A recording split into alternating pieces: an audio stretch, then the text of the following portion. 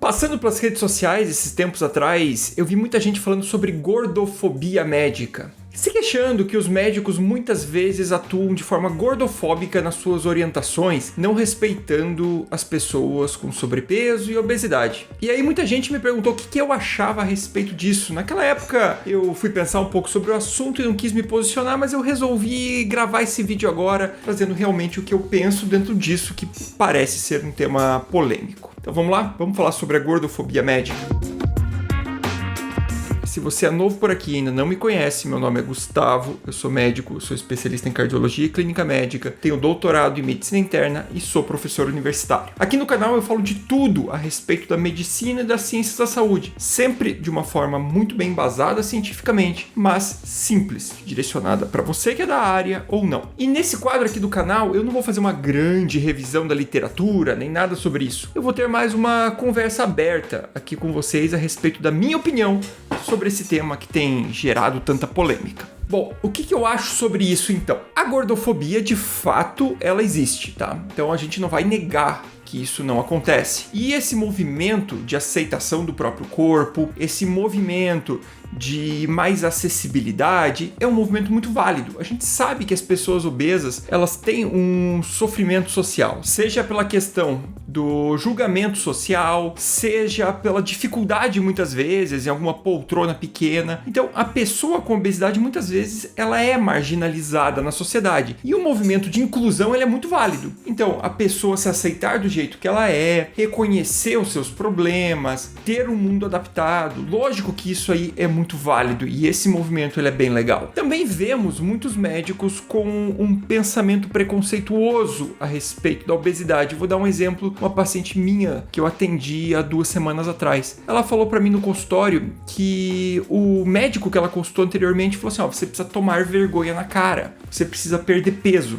E quando a gente entende que, como médico, que obesidade é falta de vergonha, é preguiça e não que é uma doença, isso traz graves problemas, tá? Primeiro, porque você não trataria adequadamente esse paciente e segundo, que você no teu consultório não pode ter pré-julgamentos e esse tipo de opinião. Então não, obesidade não é preguiça e não é falta de vontade e não é descuido, ele é uma doença e assim ele é caracterizado. E agora a gente chega no outro ponto. Ao mesmo tempo que existem médicos que têm essa visão deturpada, geralmente a respeito da pessoa com obesidade, a gente tem também movimentos do lado oposto, falando o seguinte, os médicos não devem orientar a pessoa a respeito de perder peso. Os médicos, quando vão lá, se a pessoa não procurou ele por isso, ela procurou o médico por outra razão, ele não deveria abordar o peso da pessoa.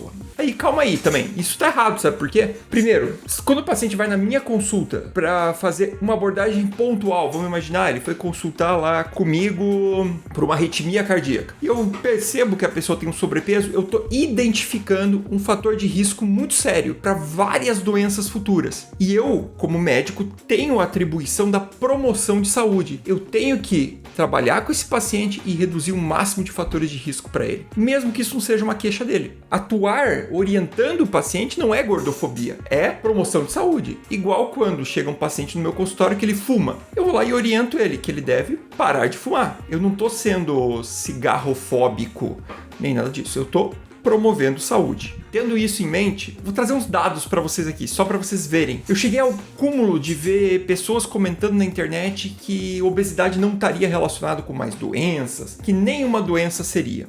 Vou trazer uns dados aqui. Tem um artigo de revisão da Nature recentemente, avaliou justamente a obesidade. Olha aqui na tela agora a figura que está aparecendo só com as doenças que já estão comprovadamente relacionadas com a obesidade. Eu vou trazer uns dados aqui para vocês, tá? Pessoas obesas têm uma expectativa de vida de 5 a 20 anos menos do que a população global, a depender do tamanho do IMC dessa pessoa, ou seja, do grau de obesidade que ela apresenta. Até 9% de todas as neoplasias malignas podem estar relacionadas com a obesidade. Nos Estados Unidos, são gastos por ano 190 bilhões de dólares apenas com doenças decorrentes da obesidade. A obesidade leva a doenças mentais, como por exemplo, ansiedade e depressão. Ela leva a um risco maior de neoplasias como câncer coloretal, neoplasia de mama, especialmente nas mulheres pós-menopausa, aumenta o risco de hipertensão, aumenta o risco de arritmias cardíacas, aumenta o risco de gota, de pedra na vesícula, de diabetes tipo 2, aumenta o risco de embolia pulmonar, várias doenças que eu até já falei aqui no canal. Na pele, aumenta o risco de psoríase, que é uma doença cutânea que pode fazer bastante alteração física. Nos homens, ela pode reduzir a produção de espermatozoides, sem falar no aparelho articular, com sobrecarga de articulações, como por exemplo, dores nos joelhos, dores articulares, desenvolvimento de artrose. No âmbito pulmonar, ela pode levar à apneia do sono, piorar asma de pacientes que já possuem, e sem falar no aumento de infecções. Então, assim, é uma série de complicações que a obesidade leva em múltiplos sistemas. Negar que isso existe é ser negacionista. E veja, eu ouvi muita gente falando o seguinte: tal pessoa é obesa e tem 90 anos e sempre foi obesa. Muitos citam o exemplo do Jô Soares, citam alguns outros exemplos famosos, mas pelo amor de Deus, né, gente? A gente sabe que nunca se deve utilizar a exceção como exemplo. A exceção é a exceção. Você tem que olhar a média. É a mesma coisa aquela história. Porque eu tenho um vizinho meu que fumou a vida inteira, então cigarro não causa mal. Não causa mal. Fora os inúmeros trabalhos na literatura populacional mostrando que cigarro morre mais. Então a gente não pode partir da exceção. A gente tem que partir dos exemplos populacionais. Exceções individuais podem exemplificar para o grupo todo.